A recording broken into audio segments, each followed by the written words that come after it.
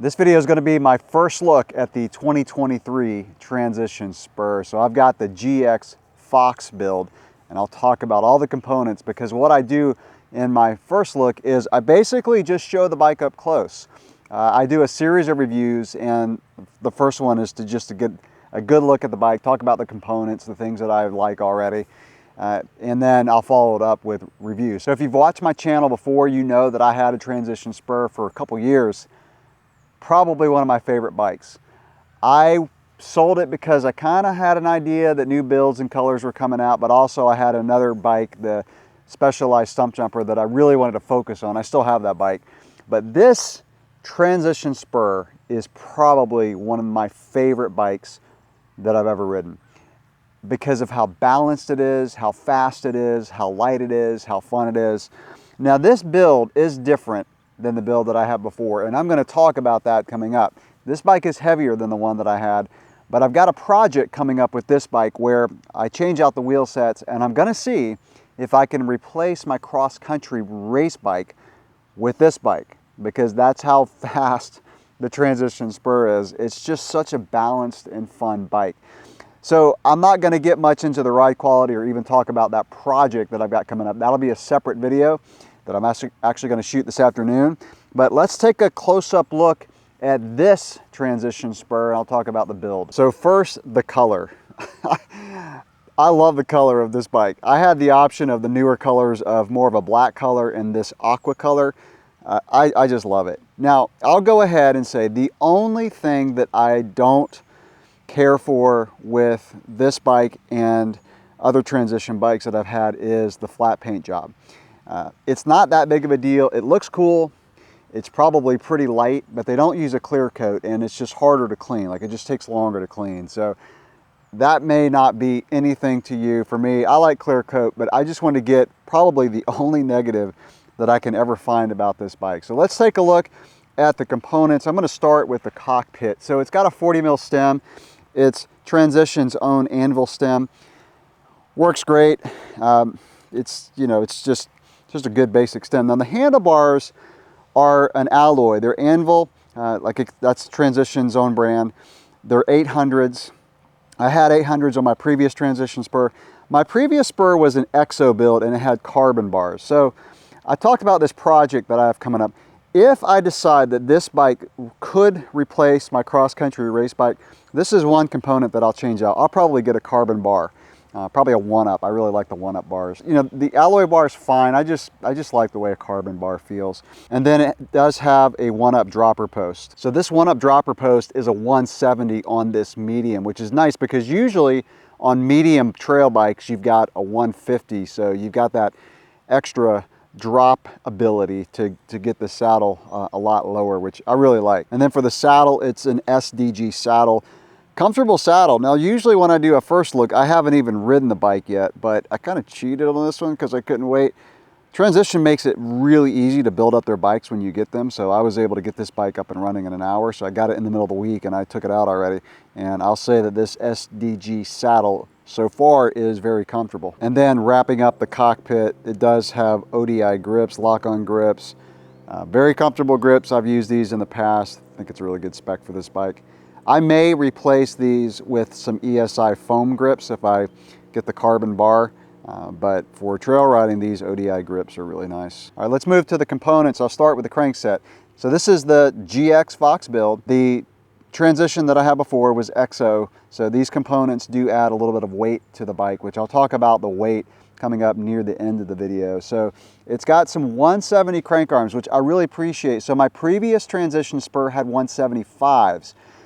I like 175s for cross-country riding. However, with these newer bikes and the bottom brackets getting lower, I really appreciate the 170s. I said when I reviewed the other Transition Spur that I had that I kind of wish they put 170s, so I'm glad they're doing that. This is a dub crankset, by the way, and the chain ring and the front is a 32. So this is a SRAM Dub Eagle 32 tooth. It's an alloy crankset, it's not carbon. I think the one I had on my previous bike was carbon. And the cassette is a SRAM XG 1275. It's a 10 up to a 52. So Really good range. I don't anticipate any issues with this gearing. 32 in the front and this 10 to 52 in the back.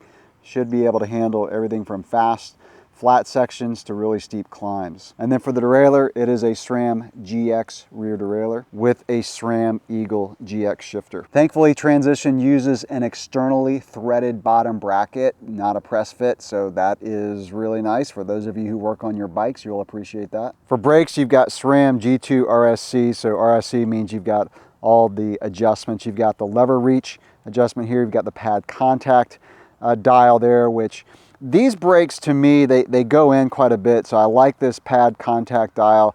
I make it so they grab as far out as I can. If not, to me the brake levers just go too far to the bar, so I adjust this dial so the brakes stay out as far as possible. They're not the most powerful brakes I've used.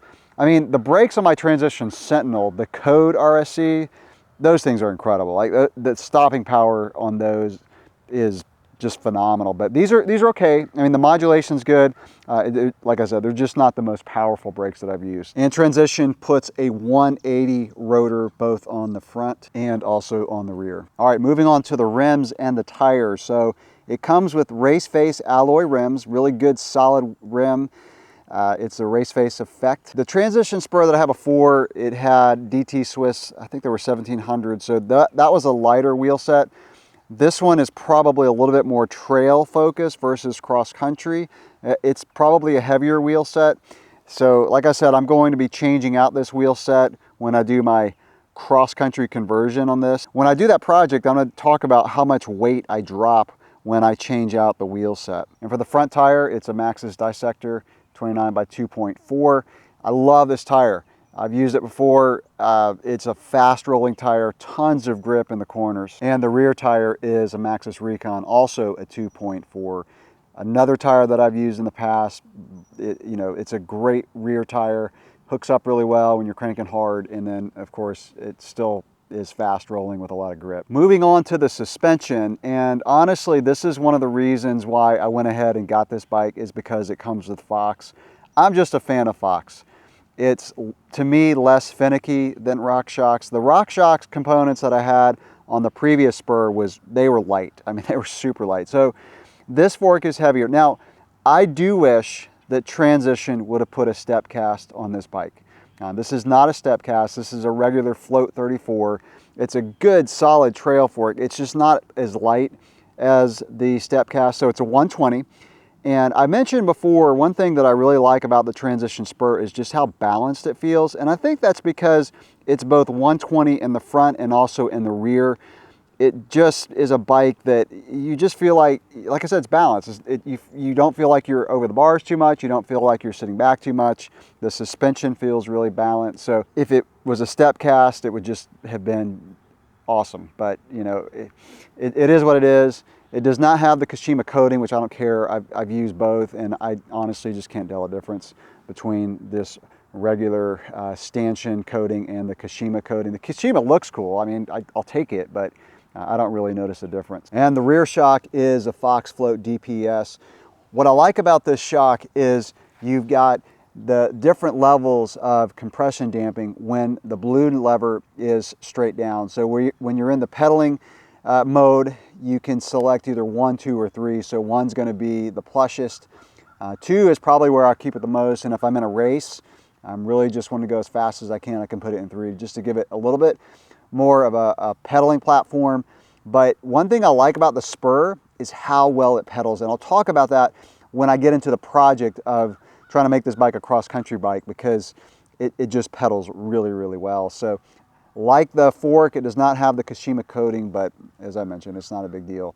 You've got your rebound knob here, so a really simple shock. And speaking of simplicity, that's one thing that I like about the Transition Spur. You don't have any kind of proprietary shock. I'm sure the brain shocks are great. I'm sure that the twin lock shocks are great, but I just love the simplicity of this frame. You basically have got 2 sets of pivots. You've got a set of pivots here and a set of pivots here, and this is a very non-load bearing pivot here, but still, it's a simple design. It works great. I do a lot of my own service, so I really appreciate the simplicity of this bike. Just a great basic Fox float DPS shock that's just going to be easy to service. And now moving to the frame. So of course it is a carbon frame. The frame weighs 5.4 pounds, which I think is 2.45 kilograms. So it's a light frame, and honestly, that's probably what makes this bike so fun to ride. So you do have the ability to put some water bottle cages. So you've got one within the triangle, and then you can put one underneath the down tube, and then it's got some bolt-on, I think like for tools and stuff you can put there. So that's nice. I like having a water bottle on my bike. I don't typically put one under the down tube. In fact, I never do because I don't like getting crap all over my water bottle, but it's there if you want to use it. So for cable routing, you've got your dropper post that comes in on the right side of the head tube. Of course, it stays internal. And then for your rear derailleur, that's going to go inside the frame right here. Now you'll notice that the brake is going to stay outside the frame. I'm neutral on that. I've mentioned that before. It does make it super easy to work on. It doesn't rattle around. It's, you know, to me, it's not a big deal. Some people like an internally routed brake cable, but it does mean you have to cut the lines and bleed the brakes and all that when you want to install a new brake or do any service. So I don't mind it being external, honestly. And then the rear derailleur comes out here, has this little holder right here, and then it goes back into the right chainstay and then comes out right there. I really like the chainstay protector that Transition is using now on their bikes. It's got these ridges on it to reduce the chain from slapping around too much, but it's just clean looking and it works really well. You do have a protector underneath the down tube by the bottom bracket, and I've gone ahead and put on all of my frame saver tape that I do when I get a new bike. So I put one underneath the entire down tube. I put it up here by the head tube, so when you turn the bars and the cables touch the frame, it won't rub off the paint.